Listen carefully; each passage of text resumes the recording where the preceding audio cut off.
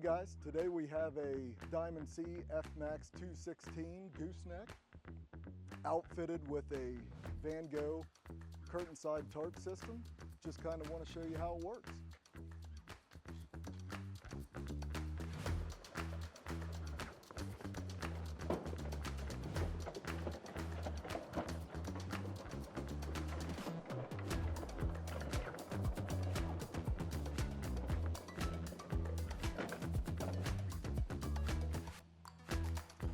Get your stuff loaded on there.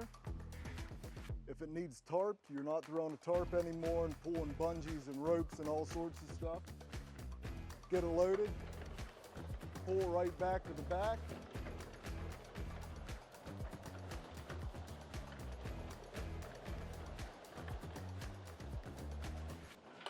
Strap it into your corner post and you're ready to roll.